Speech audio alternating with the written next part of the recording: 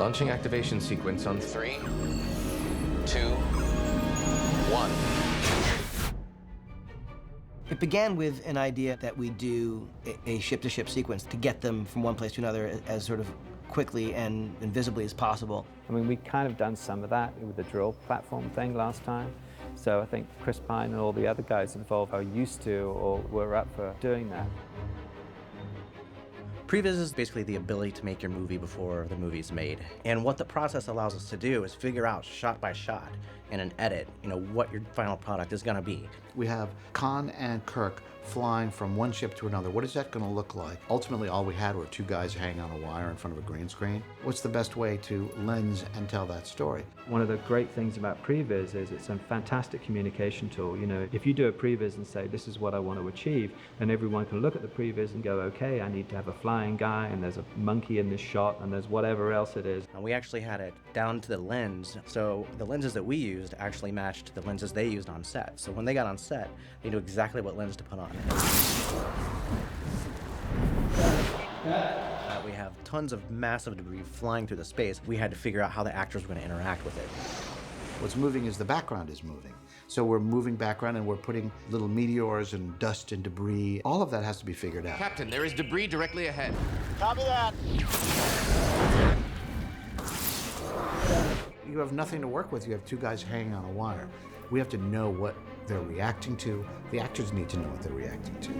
JJ would, figure out, well, they need to fly right, they need to fly left to sort of dodge what's happening. Then we would just separate it out beat by beat and make a plan for how to shoot it. 3, 2, 1, yank.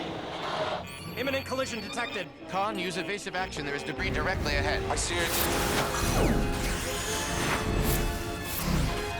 Is that tail marks, yeah? Same crack moment, Chris. Focus. Debris action. Flying, debris, and bang! And using Previs, it allows us to get those moments and figure out when the actor has to react to something hitting his mask. Down at the crack. The Scotty line, please, Chris. Scotty, you're gonna be ready for that door, right? It's just a little tough because they're standing there, on a green screen stage and they're pretending to fly between the ships. But I mean, the actor's just so fantastic at doing it. They're up for any of it. Now we're going to transition from flying through space into The Vengeance. JJ really wanted it to be in camera if we could possibly do it. I mean, the approach to it for us was always try to do as much as you can in camera and try to get as much on screen. Shooting real elements adds a truth to the scene that you can't get any other way. I love when people can't tell. They say, what part of this is CG, what part of this is real, and they guess wrong. It's my favorite thing. So we are in a warehouse where the Spruce Goose was built, and it is a giant, ugly, old wooden warehouse. Now, it's ugly only because it's supposed to be a very cool, sexy, dark, scary, modern ship. So what we decided to do was build this sort of runway area, light it, and just leave everything else black. In the background, there's gack and stuff for the stunt team. But we're just backlighting it so it just looks like cool stuff. When JJ told us what he wanted us to do, all of us were standing there going, it's not gonna work. We were all standing in this gigantic light-colored wood warehouse where JJ's notion was we weren't going to green screen really anything. We were going to turn the lights off, make the floor black, and shoot the whole environment as is, and somehow through the magic of stage lighting and set design and how you frame the camera, we would need to do virtually no post-production in it. The trick of the scene is to sort of say, this kind of architecture exists in the space, but this is the whole space. That way, when we're into closer shots, longer lens, where we can see some of the actual stuff, it's all in camera, we would go, oh, I get what they're in, and it looks cool. Yeah, no, if we can establish there may be some walls, but there are these different areas, when you see this, we'll just work backwards. We'll look at the footage and go, this is what we need to say it is. I may have been the only one, but to the moment we started shooting, I thought, disaster, disaster, disaster. And then the camera started rolling, and I was watching the monitor going, well, that worked, but that's not gonna work, and then that worked. I was like, shit.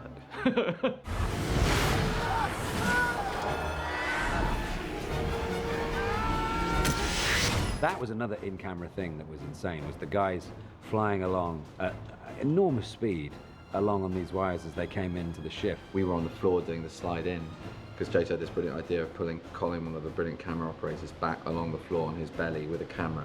And Khan's all in control and very serious, as if he's done it before. It's all about being in control. And Kirk's going, And I got up and was like, did you see that? Did everyone see that? It was like test riding an adventure themed ground ride. And it looked fantastic. You know, even without the wires painted out, it looked genuinely thrilling. I was quite jealous. I'm sorry about this. What?